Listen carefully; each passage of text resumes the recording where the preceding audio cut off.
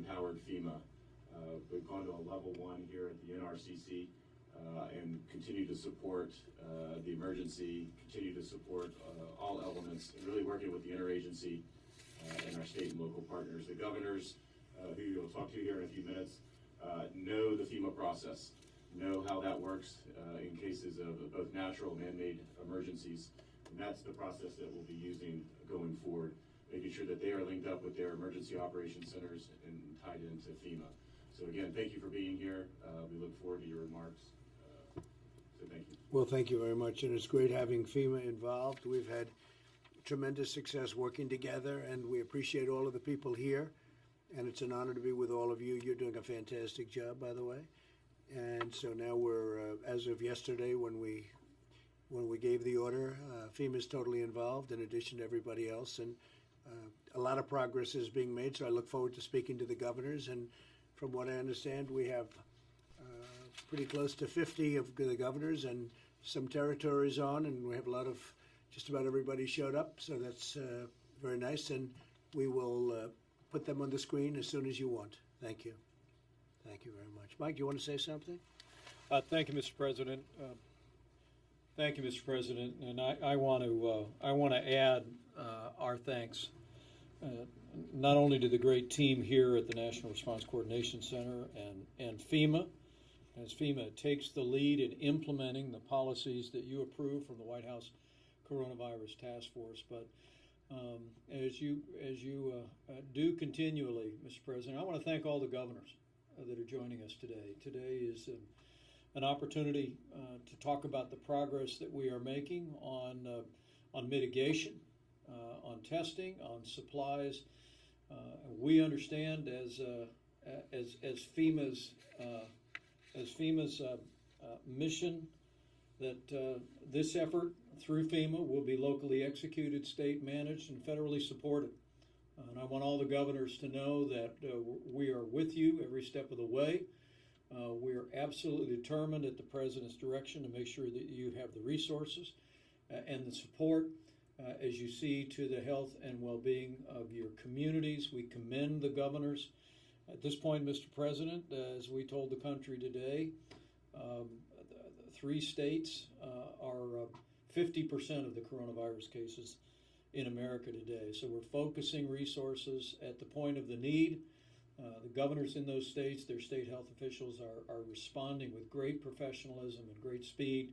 We'll continue to support those that are directly impacted. But by standing up through your national emergency declaration, Mr. President, standing up FEMA and standing up the National Response Coordination Center, we want our governors, we want all of our state and local health officials to know that we are, as you say, bringing the full weight of the federal government to bear to support our states and our local communities, and that we'll get through this coronavirus and we'll get through this together.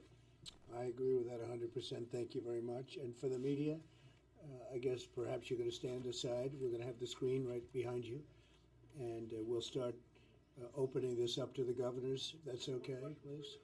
Yeah, go ahead. One question for you? Okay.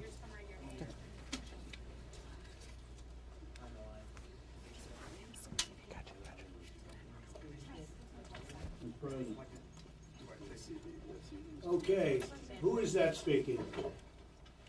Hey, this is Brian Kemp from Georgia, Mr. Hi. President. Can Hi, you hear me Brian. all right? I can hear you fine. Thank you, Brian. I just want to thank you all for the constant communication. I applaud the move to stand FEMA up at level 1, appreciate HHS and all that they have done. I had just 3 quick things for you. One, I just want to encourage you all to leave the directive for the National Guards with the governors. Okay. As you all know, I think we're on the front line of the fight, and Yep. We're in the fight with you. But I believe that we can best make those directives Good. based on what's going on in our state. I like that idea, Brian. That's done. I like it. Well, thank you. The second thing I had is I want to thank you for standing up the federal medical facility close to Dobbins Air Force Base. As you all know, we had many passengers from the Grand Princess in Georgia, almost 500. They were from all over the country. We were glad to work with you all to support our neighbors from other states, including 31 Georgians. Thank you. We're down to about 200 people there right now. We have got things working very well there. But I want to encourage you, when those visitors leave, I would like for you to consider leaving that facility stood up to help us with the surge that we're seeing in our, especially at Metro Atlanta area hospitals. So just want to keep that Good. on the table if you're willing to consider that. Okay.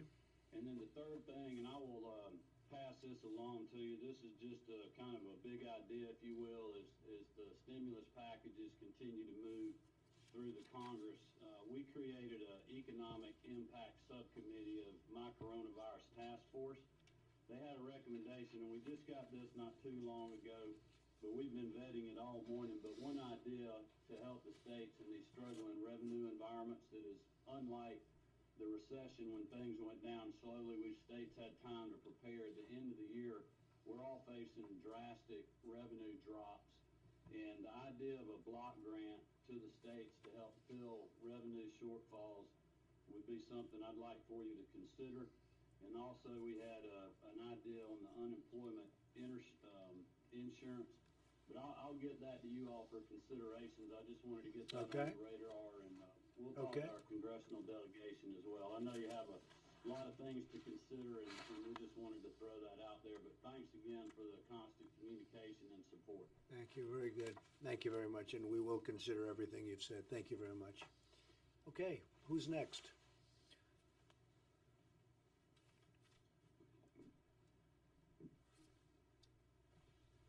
Next governor, please. Hey, this is Phil Murphy. You're looking well, Phil. You're looking well. Mr. President. So are you. Good to see you and the Vice President. Thank you for everything. Thank you. Just a couple quick points.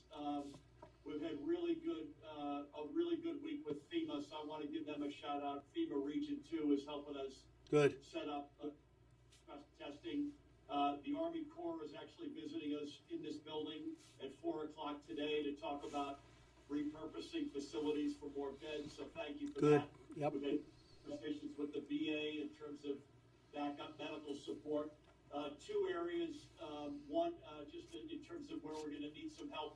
One is to underscore Governor Kemp's point on flexible block grants. Okay. Those will be important to us to allow us to continue to serve our people. And secondly, the Lord helps those that help themselves. I promise you, we're doing everything we can to get PPE. We're acquiring it. We're getting donations, but we still are going to need a big slug out of the strategic stockpile. So for all the above, many, many thanks. And so, Phil, try what you can, do the best you can to get what you can actually get. And we're also having a lot of things produced that, frankly, nobody's ever seen anything like this before. But do the best you can, and on block grants, we're going to consider that very strongly. Thank you, Phil. Thanks, Mr. President. Hello, John Bell. Mr. Vice President, appreciate the communication, the coordination, all the help.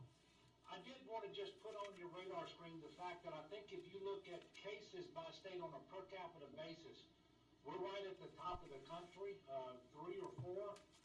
And of course, the healthcare infrastructure is designed to meet the population. And my fear, based on modeling that I've received today, is that as early as 7 days, we can start to exceed our capacity to deliver healthcare. And even after surging, we may only get an additional 3 days. And so I'm asking for help in terms of surging our medical capacity here in Louisiana. We've got some requests in. For example, we have a VA hospital in New Orleans where we've requested to be able to surge patients there. We haven't received the response yet. We've got a request in for a federal medical station through HHS. We're just asking for help. That is the 10-meter target for me right now, because we're going to do everything we can to mitigate and slow the spread. But in the time that we have, we've got to increase our surge capacity. That is my biggest concern, and I just wanted to express that to you and ask for your ongoing help. What is your second request? John Bell, what's your second request, please? The second request. Well, the second request beyond surge capacity is looking at National Guard, bringing them under Title 32 for funding purposes. Right. Okay. We're going to look at that, and I'm going to try and get you immediate approval on the hospital. I know about the hospital request, and so we're going to speak to the VA. We're going to see if we get immediate. At least as a switch, but we'll get that approved for you one way or the other. All right? Thank you very much, Mr. Okay, thanks a lot, John Bell. Thanks a Thank lot, you. John. I might ask very briefly while we're waiting for the next governor to come on, Mike, if you could say a few words, and also Deborah, if you could say a few words, would be great. And then we have another governor teed up, please. Great. Again, thank all the governors for your leadership, your partnership in confronting the coronavirus. A few updates and a few requests for each one of you. I want you all to make your citizens aware the President signed the Family First Coronavirus Response Act last night. Coronavirus testing is free. Paid sick leave, family leave for caregivers, food assistance to the needy.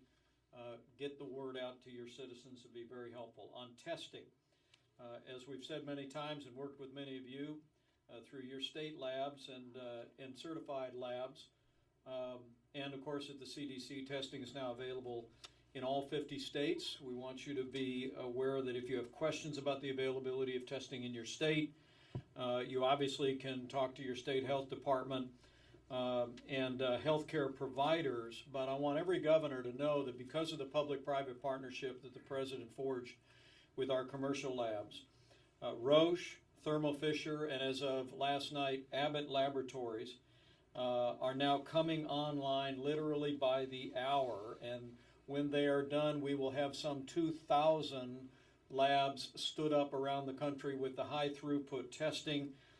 Your healthcare providers will know where those resources are. Your State Department will know where their resources are, and we just encourage you to bring your team together. Important to note that while now tens of thousands of more tests are being performed literally every day, the bill the President signed last night also included a provision that states and private labs must report all coronavirus testing results to the CDC. Emphasize that to your state health department, your healthcare providers. Encourage you maybe to pull them together today before end of business.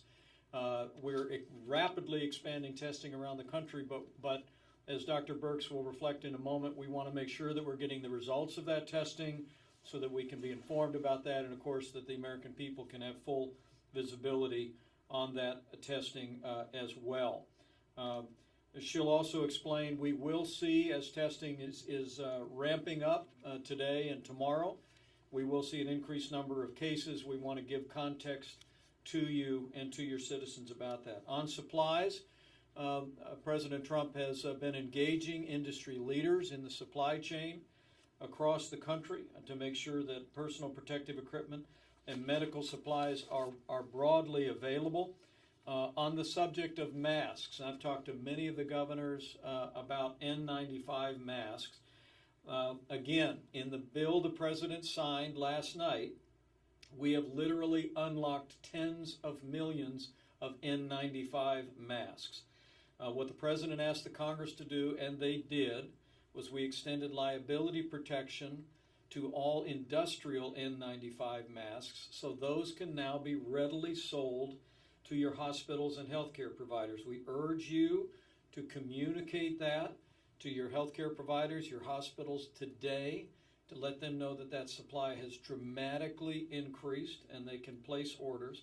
We also would reiterate, if you can reach out to your construction companies, they're in possession of lots of N95 industrial masks, and the President is urging all those builders, and literally hundreds around the country have already done this, to donate those masks to their local hospitals and clinics.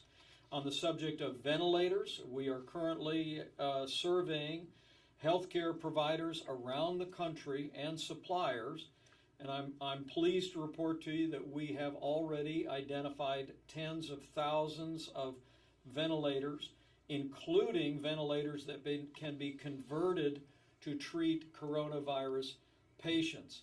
Your action item on that in your state should be you should survey your outpatient surgical centers and your ORs to identify the type of respirators that can be converted. Dr. Birx has been working with suppliers. There's a changed vent that has to be attached. We've identified that those are available, but literally tens of thousands of ventilators are now going to be available because of the survey that's currently underway.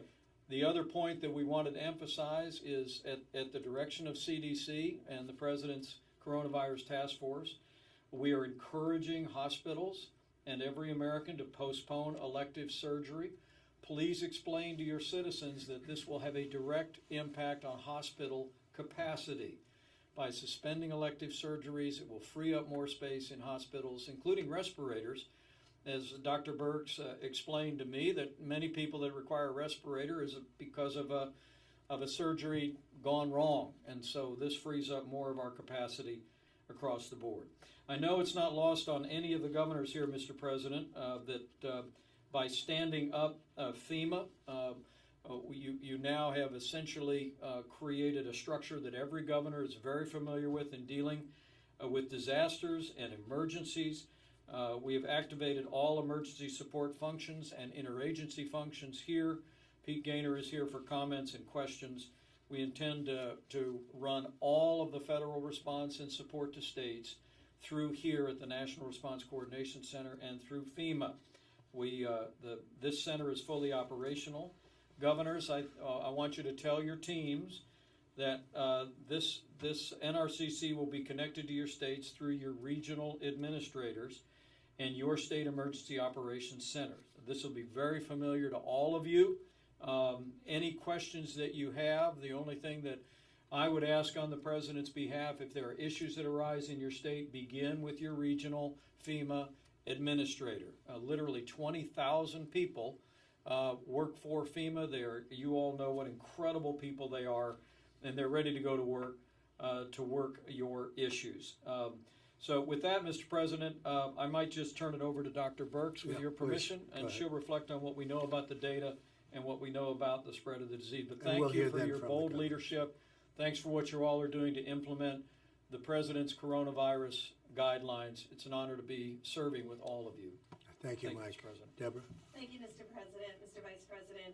You should have received an analysis of the across the country COVID cases analyzed by state and counties, utilizing counties with more than 50 cases. Over 50% of the cases are in 3 states. Over 50% of the cases are in just 10 counties. So it's the 3 primary states of California, Washington, and New York, with the addition counties of New Orleans and Cook County. We are very concerned and remain concerned in urban areas where mitigation and social distancing is absolutely crucial. The issue of decreasing spread due to contaminated counters and other things in restaurants and bars, as well as movie theaters, is absolutely critical.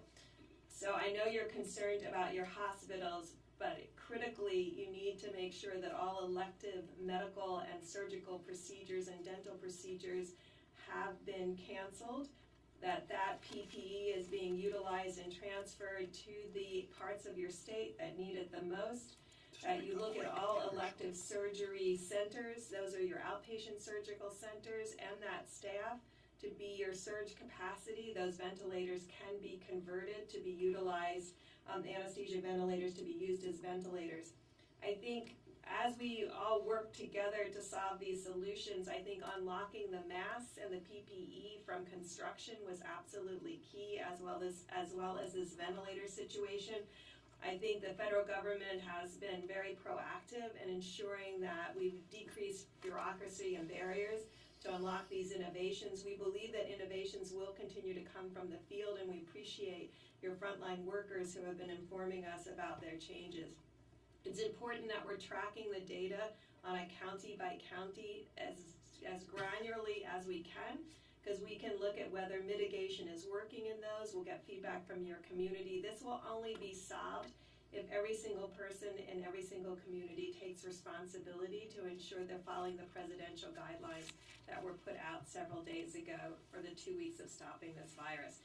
So we will stay in close communication with all of you through FEMA. We're very excited about the full activation of FEMA to be able to provide a dialogue both up and a dialogue down so that we can stay in closer communication and so we can ensure that we have prioritized all stockpile elements based on the needs and the case structure that has been reported. Reporting becomes critical.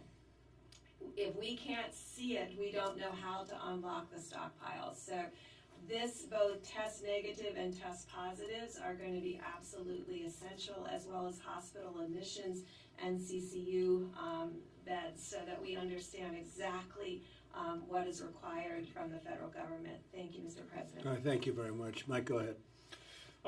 Thank you, Mr. President. Just two brief points on the subject of testing. Admiral Goa is with us. The U.S. Public Health Service has built a model. So many of the states have already begun drive-through testing, are doing a yeoman's work in that space, and Admiral Goa is here to articulate to you how we can be supportive of that going forward and where we're rolling that out. Last point, the President asked me to emphasize, we want to encourage every governor on this call to convene your leading healthcare providers today to take inventory of your medical supply needs, and we urge you to remind them that they need to look to their supply chains first. We'll prioritize accordingly, and any states that are in the middle of critical response know that we will work with you to get you what you need. Other states, you need to talk to your healthcare leaders, providers, and make sure that they are going to the supply chain. And we encourage you to pull them together today to emphasize that point. Thank you, Mr. President. And thank you very much, Mike. And I want to get back to the governors. I do want to say, to me, something so big. The FDA has approved a compassionate use for a significant number of patients. We have a drug called chloroquine. A derivation would be hydroxychloroquine, which I hear even better about. It's a common malaria drug. It's been available, so therefore the safety level we understand very well. It's been relatively safe, and it showed very encouraging early results, really encouraging.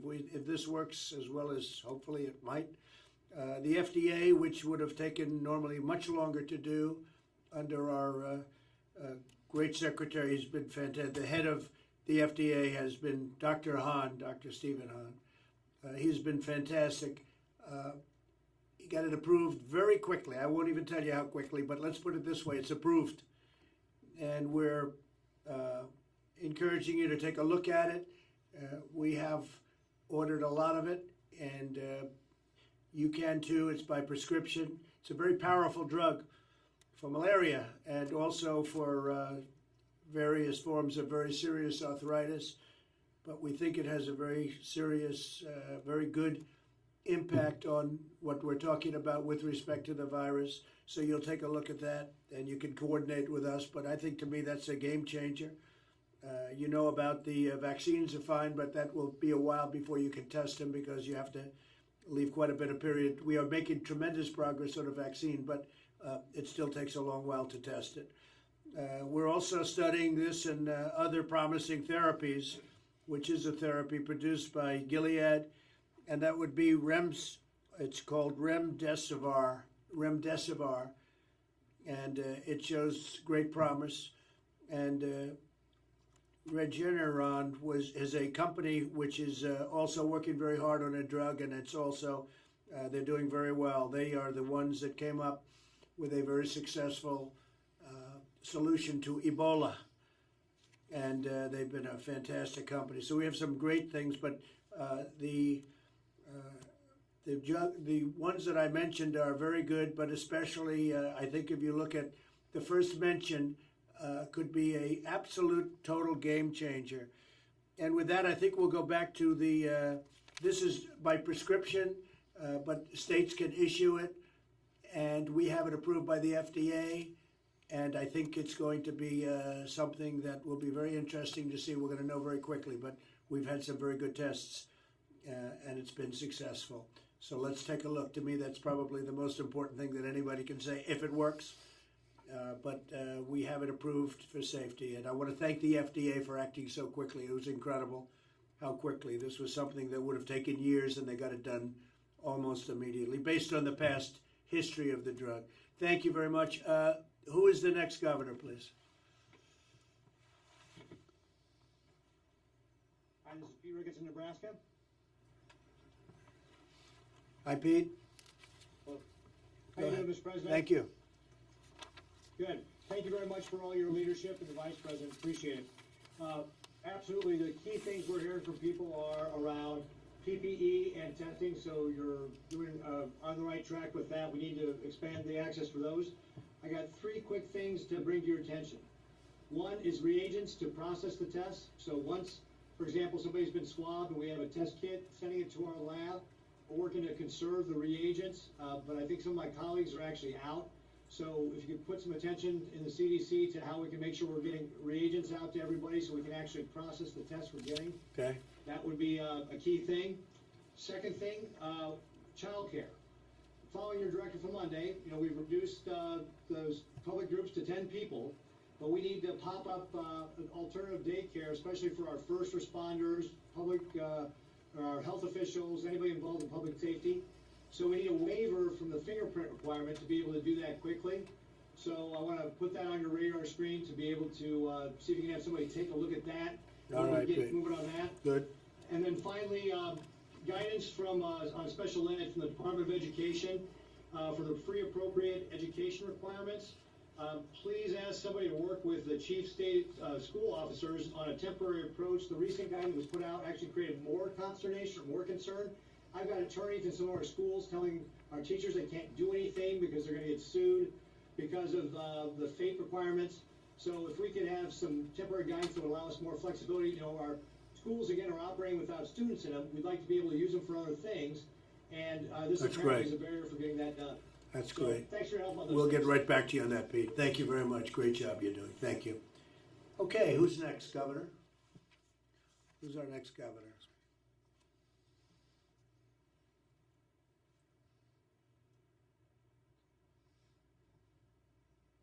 Next. Hey, Mr. President, Vice President, this is Governor Baker from Massachusetts. Hi. First of all, I want to thank you for signing the Family First Act. That will certainly provide needed resources to all of us, and I'll obviously echo the argument that other governors have made that more flexibility is better than less with respect to additional federal support, just given the way we all work.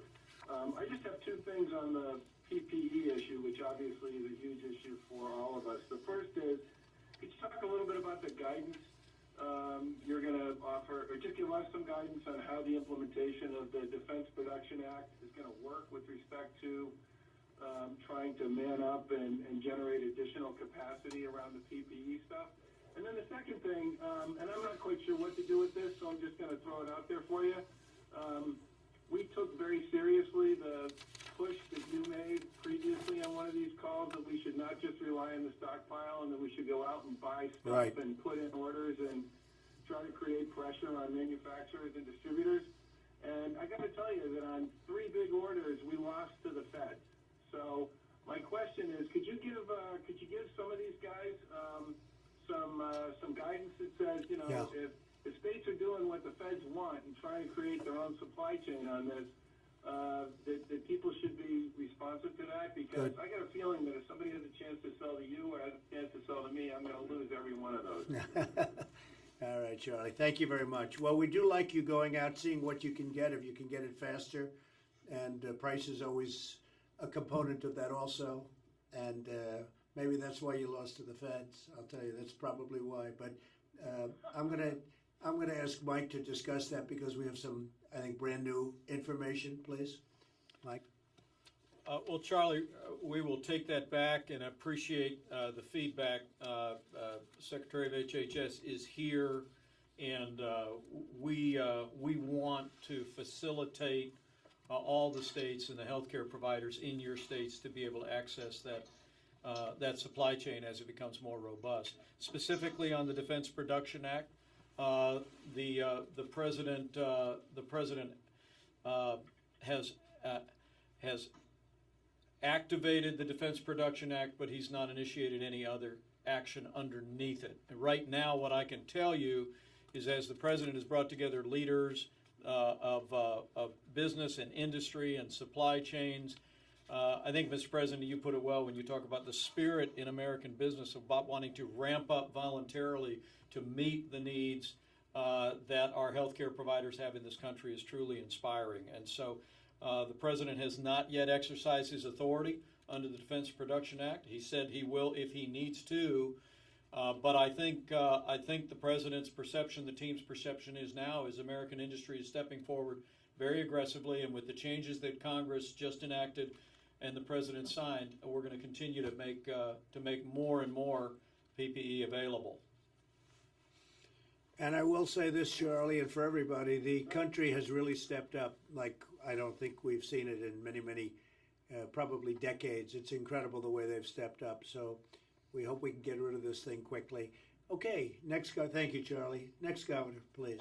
Next governor. Mr. President, Mr. Vice President, this is Larry Hogan, Chairman of the NGA. And first of all, I just want to thank you so much for this call today, and I want to thank you for the great communication that you've had with all the governors over the past few weeks.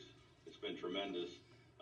Mr. President, thank you for signing the second stimulus last night and for your ongoing efforts to mitigate the economic impact that we're all facing. And thank you so much for appointing Vice President Pence, the former governor, to lead this crisis. He's been terrific in working with all of us and reaching out to us. Thank you, Larry. Yesterday we had a meeting of all the governors at NGA prior to this call. And, you're getting a lot of input. You're being bombarded by 50 different people with different questions. We try to consolidate it down to kind of a group of concerns that all the governors agreed on were sort of our priorities. And we talked with Doug Holzer last night and gave those to the White House. And we want to just raise those issues, some of which you've already covered already in the discussion, but I just want to walk through them, just summarizes. There were 25, 30 different things all the governors were talking about, but these were the ones that were the most, there was most consensus on. Go ahead, Larry. One, it was, trying to dedicate at least 50% of the supplemental funding to the states, including some direct funding and acting quickly on waiver requests. You've done a great job with all of this funding. We're in a good position at the state level to know the real needs and get the money out faster to some of those small businesses that are impacted. You're doing the stimulus for those industries that are being hurt and getting those checks out to the people that need them. But if we have the money in the states, we can really utilize it, I think, faster and push it out, sort of like we do on other things with block grants. Secondly, we've talked about this a lot, but every governor obviously is trying to work with you and bombarding about things about how do we work together to increase access to PPEs, masks, test kits, extraction kits, and accelerating the production and all of this life-saving equipment, ventilators, and we're working together. But that's obviously something all 50 governors are at the top of their list. Third, and this came mostly from your appointees, Mr. President, the co-chairs of the Council of Governors, Governor Hutchison and Governor Ige, about supporting Title 32 authorization to give governors more flexibility with their National Guards, and it helps us pay those folks and get them benefits that we've activated 2,200 Guard members in our state, and this is something I think the governors had a concern. All 10 of your appointees are on this call, I believe. Number 4, providing some guidance on implementation of the Defense Production Act so we can kind of help work with Secretary Azar and give some thoughts about how the states could be more involved in helping that with some of the industries in our states. And lastly, allowing us some more flexibility for the completion of both the census and the real ID. Because we're trying to not force people into like our MBAs. We've waived licensing requirements, so we don't have people trying to get renewals of licensing, and yet real ID requires us to get all these people in there by October 1st. So those are kind of 5 little things that all the governors want to address, some of which you've talked about. And I just want to, again, thank you. There's been tremendous cooperation. You have a terrific team that's been working, and I want to try to limit the people bothering you directly and calling the Vice President's phone and blowing up Cabinet Secretaries. So I'll reiterate what I talked with the White House about last night, and that is, you mentioned it, Mr. Vice President, going through the normal FEMA process. You know, it's great that you're being so willing to help governors personally, but I think things will happen better if you go through FEMA, your regional FEMA coordinators, and you got more people addressing these issues. But that's a summary of it. I just throw it out there, so thank you for maybe others on the team can touch on it. Well, thank you, Larry. And I think the FEMA is going to go great. We've done so much work with FEMA. Unfortunately, recently on a big tornado in Tennessee, you know that, and then last year on a big tornado in Alabama, and plenty of hurricanes. And we work also in California, largely in California, and the big forest fires. And FEMA does a job like no other. And so I think they'll be I know they're going to be a tremendous help. On the 2 points that are relevant, I'd like you to call Steve Mnuchin, and I'll speak to him later. Give him a little detail on those 2 points, please, so that while we're doing this with the Senate, we're getting a lot of cooperation from Democrats and Republicans. Maybe you can make those 2 points a little bit with Steve, because a few people do agree with that. Okay? Thank you. Thank you very much, Larry. Thank you, Mr. President. Okay, next governor, please.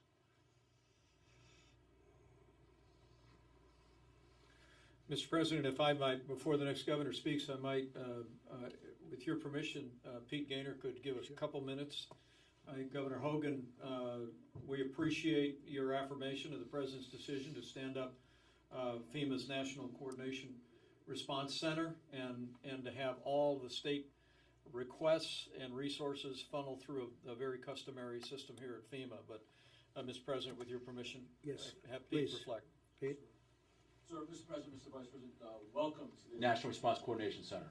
And as the Secretary and the Vice President yourself have announced previously, FEMA is the leading federal operations, or is leading federal operations on behalf of the White House Coordinated Task Force, who oversees the whole of government response to the pandemic.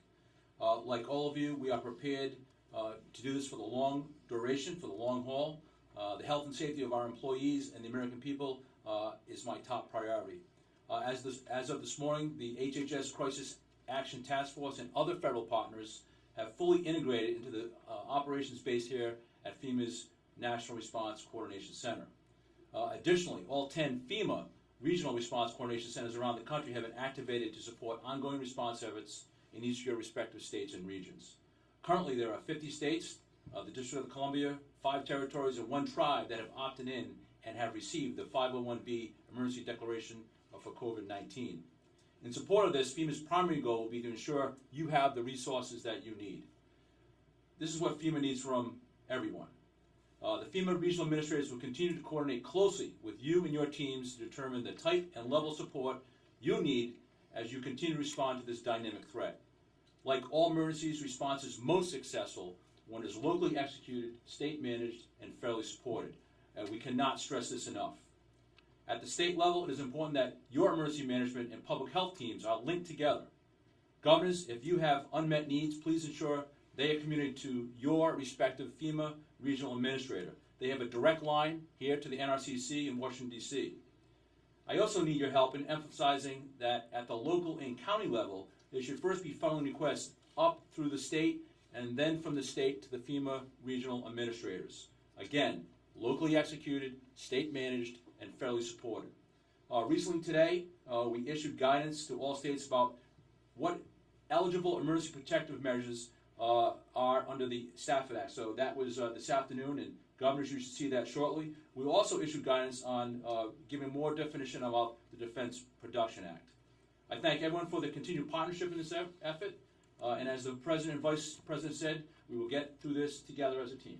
Thank you very much, Pete. And in addition to FEMA, we have the very, very talented man who I've dealt with a lot on building different things throughout the country, the general that you, I think for the most part, you know, General Semonite, and that's the Army Corps of Engineers, and very much involved in a couple of locations, I know very specifically, and he's definitely very busy, but he's a good builder, and that's what you need is a good builder, so thank you very much, General, for being here.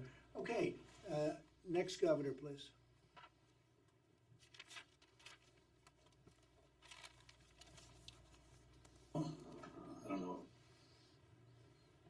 Good afternoon, Mr. President. It's Gina Raimondo from Rhode Island.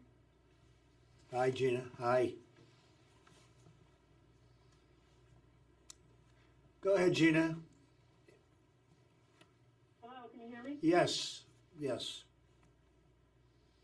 Hi, sorry about that. Good That's afternoon, Mr. President and Mr. Vice President. I also want to echo what others have said and add my gratitude for your transparency, and especially the Vice President, who's been very gracious and generous with his time and getting on the phone with me a few times.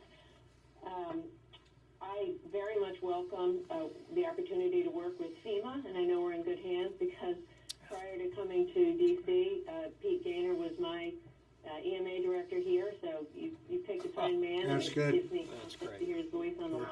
That's great. I agree with everything that's been said. I want to just add a few other points. One is we are following your direction and asking our hospitals to suspend their elective surgeries for all the reasons you've asked us to do that. That is, however, an incredibly important source of revenue for these hospitals and profits. So as you are putting together the next round of stimulus, I would ask you please to consider direct and sizable stimulus to our hospitals, because they're really bearing the brunt of this. Okay. The second thing is, and I talked to Secretary Mnuchin yesterday, and he agreed with this. I would ask you to think about the short-term liquidity needs of states. So as our revenue is falling off a cliff, we may need to access the capital markets for kind of bridge financing to deal with short-term liquidity, and some sort of a federal guarantee or federal assistance to help us do that would be helpful. Okay. And I think some of us may need that help in a matter of weeks, not months. So I just wanted to put that on your radar.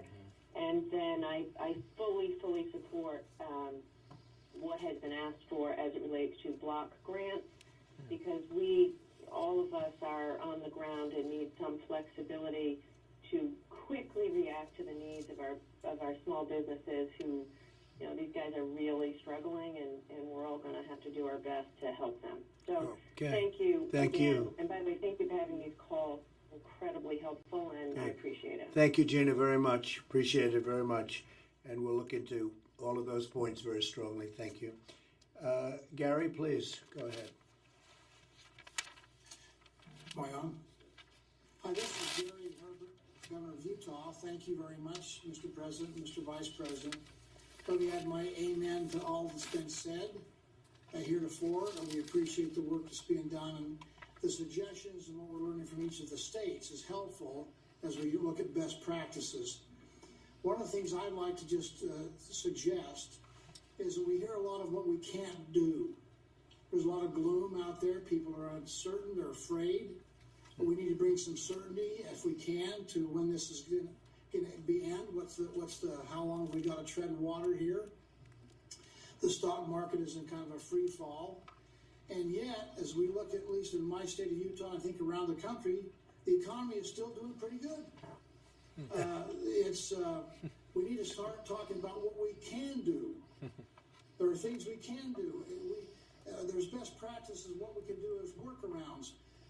And probably we need to hear from our people in the hospitality industry about what could they do with their restaurants, maybe meeting in small groups and still be able to keep people safe from the spread of this flu rather than total shutdown. So I'd like to hear more about what we can do. For example, I know this will, you agree with this, Mr. President, golf is a great recreation, a great activity where we have very few people in a large open space. Our golf courses ought to be a place of recreation. We probably have park areas we can go out there and recreate with our families and still have a normalcy to our lifestyle.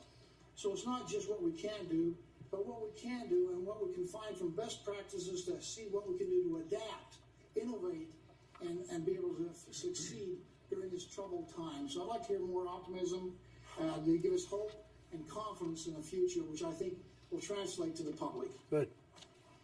I think you're right 100%, and I think we're going to have we're going to be a rocket ship as soon as this thing gets solved, as soon as we beat the invisible enemy. It's an invisible enemy, and it's been vicious. It's in over 140 countries, if you can believe that. 140 countries, so it moves fast. It's very contagious. but we've really stepped up, and a lot of good things are going to happen. And one of the reasons we're doing the packages that you're hearing about, reading about, and know about is the fact that we think it's going to come back really fast. I think we're poised to come back very, very fast, but we have to get rid of this, and we will get rid of the virus, and hopefully it'll be sooner, far sooner rather than later. Thank you very much, Gary. Appreciate it. Thank you. That's great. Next governor, please. Good to have on our show.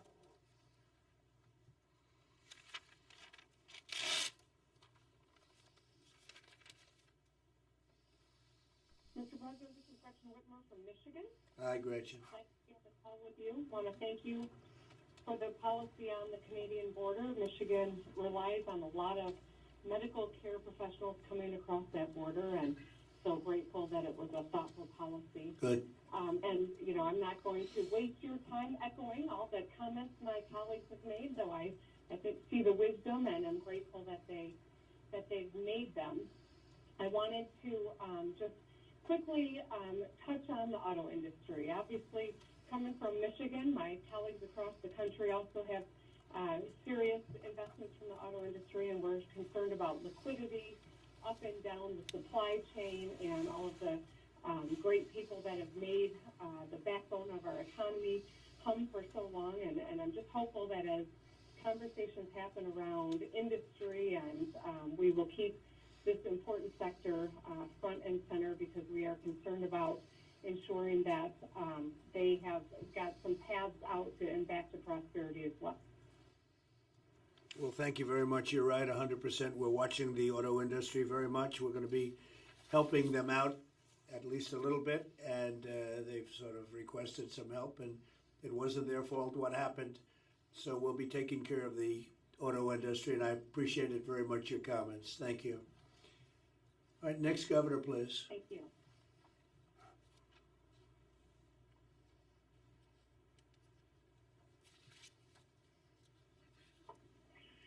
Mr. President, Mr. Vice President, this is Governor J.B. Pritzker from Illinois. I wanted to first express my gratitude to your staffs and to others working in the administration who we've interacted with. They've really done yeoman work in being responsive to us. And thank you, Mr. Vice President, for returning calls to us as we've needed more help with answers to questions about testing. And actually, that's why I wanted to ask a question today. We understand that there is drive-through testing that's being stood up across the country. We hope to see it in Illinois, drive-through testing that the federal government has arranged. But we understand that there are only about 5,000 tests that will be provided to us in Illinois for these drive-through testing centers, and then there's no more promised after that. And so I wanted to try to understand, if we stand them up, what will happen. That's perhaps, a day or 2 days of testing. Obviously, it's on top of the testing we already have now, but what will happen after the 5,000 run out? How do we get more? Okay, the states have done a lot of that themselves, working in conjunction with us. A lot of the drive-through has been done by states. But Admiral, maybe you could answer that question, please. Yes, sir. Thank you, Mr. President, Mr. Vice President. Couple of numbers for you. Right now, we're very effectively transitioning to large-scale testing by leveraging all components of our American healthcare system, including CDC and the state public health labs, healthcare and hospitals, and large commercial labs. Let me give you a few numbers. Between March 2nd and March 14th, we made available 10.4 million tests to the United States population. We anticipate by March 28th, that number will be 27.6 million tests, according to the FDA. So an incredible surge. In terms of supplies, which many of you I've worked with, probably about 20 individually, the FDA has made available a number of options for supplies, different swabs, different reagents. If you don't have culture medium, you can use sterile saline, salt water, it works good. Everybody has that. That's on the FDA FAQ website. And in general, the commercial market is working extraordinarily well. The CDC and the public health laboratories to date have conducted over 45,000 tests, and the clinical laboratories, the large clinical laboratories, have now conducted over 63,000 tests, of which 20,000 were done just yesterday. So this shows the incredible ramp. We do not have all the tens of thousands of hospitals which Ambassador Birx is talking about. I wanted to highlight one, before I get to your question, that the approval by Abbott, the approval by the FDA of the Abbott testing system is very important to your hospital systems because it spans a little bit of a gap between what's done at your state lab and what's done at the large commercial laboratories. There are about 175 of these systems throughout the country. 150,000 tests were released yesterday, with about 1 million more coming over the next week. These are in 175 of your community hospitals and academic medical centers, VA medical centers, and they can do about 500 tests per day within your hospital system. Now, in terms of the drive-through, this is the last part. We are standing up 47 sites in 12 states according to the state needs. We asked through the FEMA regional administrators for what you need and how we can support you. Some states need very little support. Some states need significantly more support. Only 1 week after we started, we will have several starting today, and likely more than a dozen starting tomorrow. And to be very clear, we gave the initial allocation based on what your state told us, but we want you to work through your FEMA system. We have plenty of tests on the backside. We have plenty of supplies on the front side. Work through your FEMA administrator to give your requirements, and we will bring those back through the FEMA system to meet them. There's been great demand and great enthusiasm among the states for these drive-through centers, primarily for healthcare workers, and we want to support you. We can certainly provide more than 5,000, but we didn't want to give away so much at the beginning until everyone got set up. Thank you, sir. Thank you, General. Great. Well, we're going to want to take advantage of the supplies that you're talking about, because the challenge out here is that while you all are providing test kits, we don't have, as you pointed out, the reagent, the swabs. We're having to go out on the market to find it, but it's being monopolized by this drive-through program that the federal government is doing. And we have drive-through that hospitals have stood up on their own, I might add. But the problem, again, is if we don't have reagent or the swabs, then we can't do more tests than we're doing today. The 5,000 that have been provided are being provided to Illinois for those drive-throughs are not enough going forward, and we really need, again, reagents and swabs in order for us to expand more rapidly. One last thing, our hospitals are doing just amazing work standing up, thank goodness, have their own testing capability, and of course our state labs too, but we really need this supply that the federal government has access to. We are competing with the federal government for. So all right, General, that shouldn't be a problem. Would you please answer that, because everything should be in very good shape. Would you answer that, please? It is absolutely not true that the drive-through centers are monopolizing the market. We use the swabs and the swab kits, not the testing kits. We get them through the commercial market. We use a very small percentage of them. When I was asked about shortages yesterday, I went right to the commercial market, got 200,000 and shipped them to the states that said they couldn't find them. So please look on the commercial market, because they are there. We will help you find them, or we will help you to access them. And again, if you send your requirements up through the FEMA system, we will work with your states to acquire them or assist you in any way. We're fully integrated into FEMA now. It's been great. In only 12 hours, we've got us all side by side. So we want to help you. We appreciate the enthusiasm, and there will be more than 5,000 available to you either through the commercial market or we will assist. In fact, last night we bought 250,000 swabs, and they got distributed all over the country to the various states and the states that needed them the most. So, JB, any problem, call me up, but there should be no problem with that at all. Thanks a lot, JB. Thank you, Mr. President. Thanks, JB. Next, Governor, please.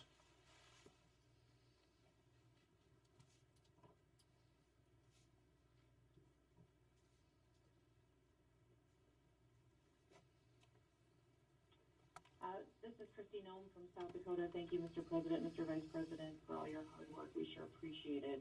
I want to tell you a little bit of my story, and I need to understand how you're triaging supplies.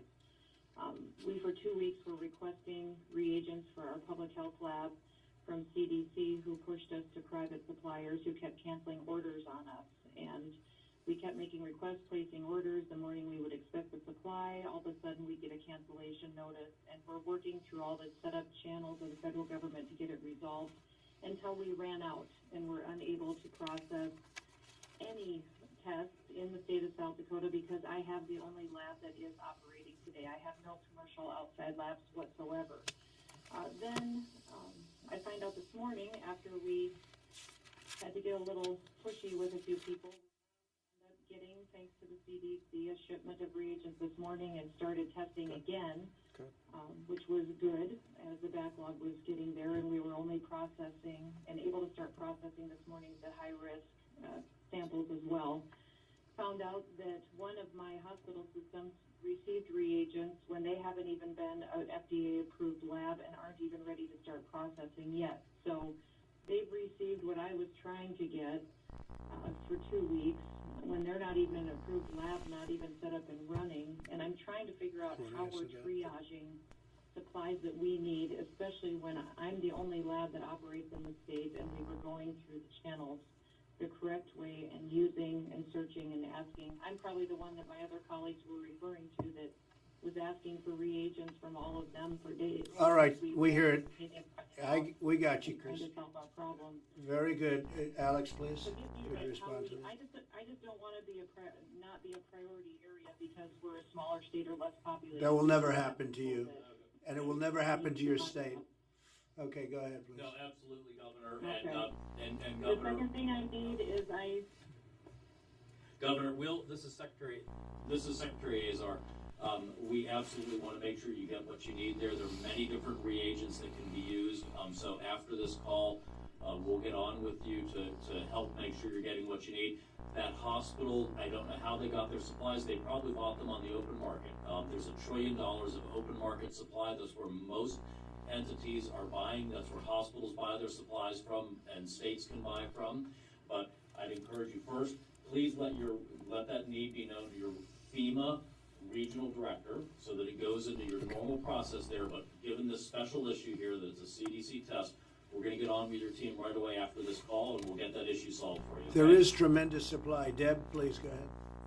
So what might have happened is Thermo Fisher got approved. There's Thermo Fisher labs in major hospitals in South Dakota, and I told them to prioritize states that had not received Roche commercial assays and did not have LabCorp or Quest or one of the others.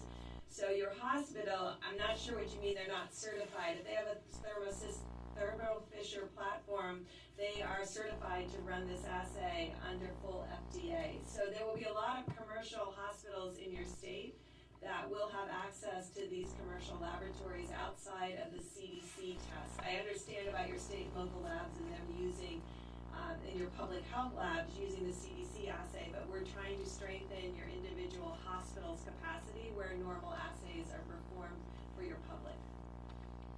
Thank you, Christy. Thank you very much. Next governor, please. I have all these, yes, thank you, Mr. President. Thank you, Christy. Next governor, please. Can I just touch on two other things, Mr. President? Go ahead. Go ahead. I think we got cut off. Next governor, please.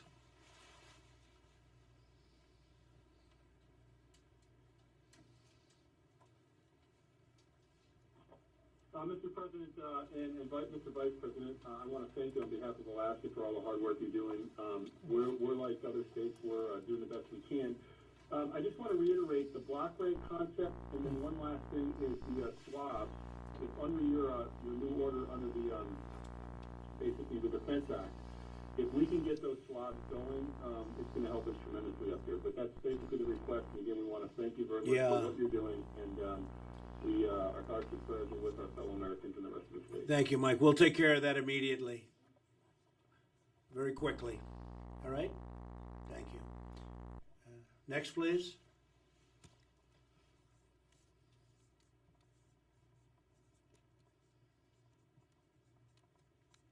Mr. President, Mr. Vice President, it's Governor Lujan Grisham in New Mexico.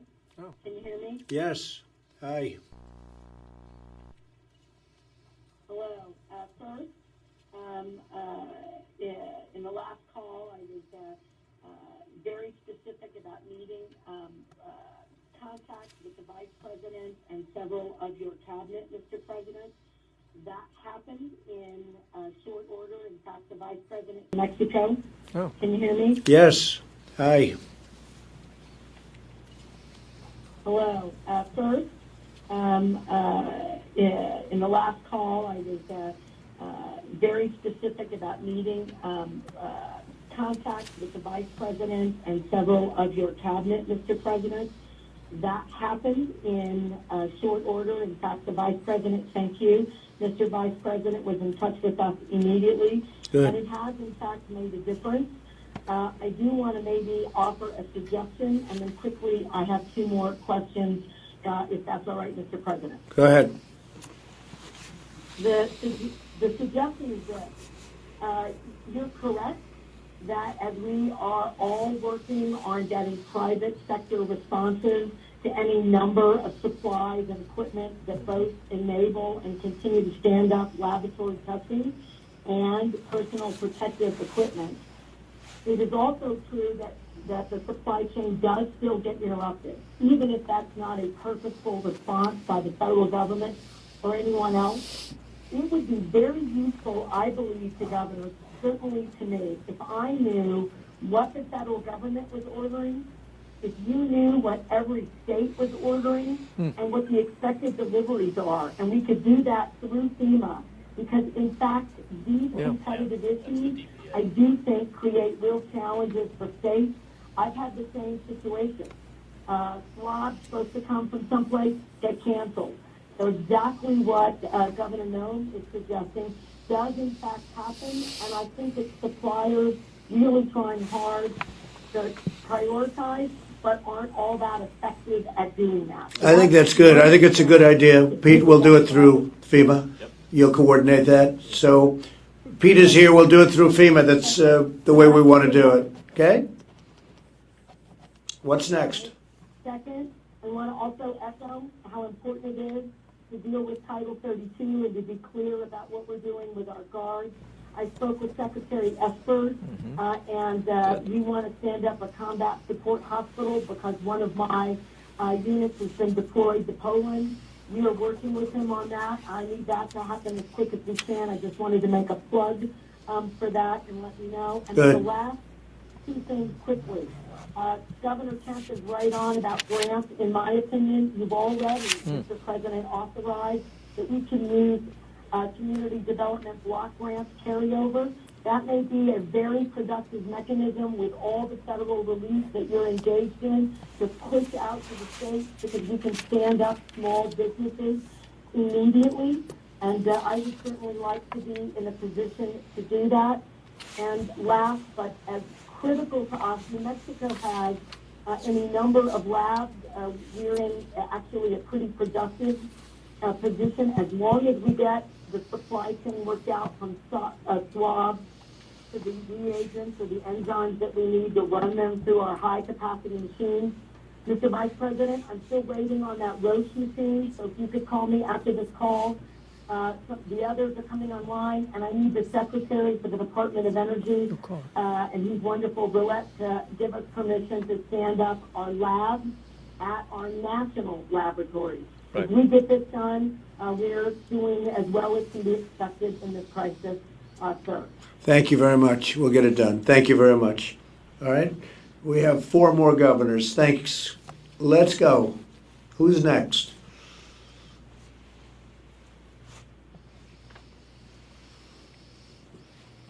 Hi. Oregon is grateful for these calls, the ability to connect with your administration, and our needs are reflected in the NGA letter that Governor Hogan presented. Thank you. Thank you very much. Okay, next, please.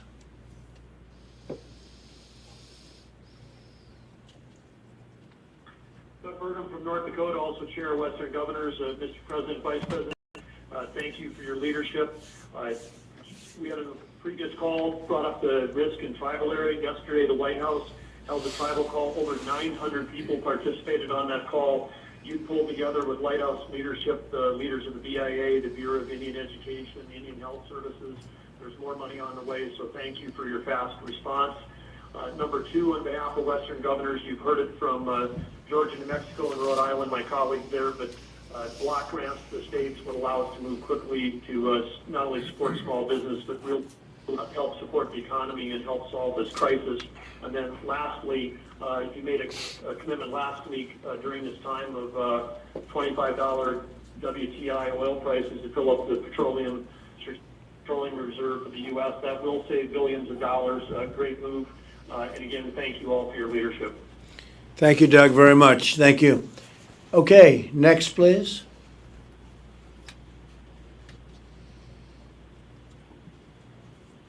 Mr. President, this is Steve Sisolak from Nevada, and I appreciate you having this call. I'd like to ask one big thing of you. I know that you're looking at potential recovery packages already in stimulus, and Right. we talked about the airlines and the cruise ships, and I would like you to consider including the hospitality industry in that. I have unfortunately had to shut down the Strip in Las Vegas, and tens of thousands of hospitality workers have been displaced as a result of that. And while they're getting some compensation and filing for unemployment, anything to help we could get from your end to help with the facilitation of getting our economy back going again Right. would go a long, long way. This is our number one industry in Nevada. And Yeah. I know we've got other parts of the country with the theme parks and whatnot, and these folks are lower wage sometimes. It would definitely be helpful if we could include them in any recovery package that is brought forward. I think it's a great idea. Thank you very much. I think it's something we'll be thinking about it. Thank you, Governor. Next, please. And this is our final question. Mr. President, Brad Little in Idaho. The governors, we talked about the ventilator crisis as we get further down the road. I know Governor Inslee is there at that point now. I've heard rumors that the car industry might start manufacturing them. And then we've talked about using laser technology, laser printing to make the parts. If FDA would give us the standard, and if Congress and the administration would help us with patent protection so that we could get into the supply chain an adequate supply of ventilators and the filters to where that was one less thing we had to worry about in our supply chain going forward, that would be very helpful. Okay. And we can do that too. That's great. We can do that easily. Thank you. Thank you, Brett. Well, ladies and gentlemen, thank you very much. It's been an honor to be with you. We'll do this probably often until this gets solved. Feel free to call me, the Vice President, anybody at the table, anybody in the room, except for the media. Don't call the media. And we will see you at the next one. Thank you all very much. Thank you.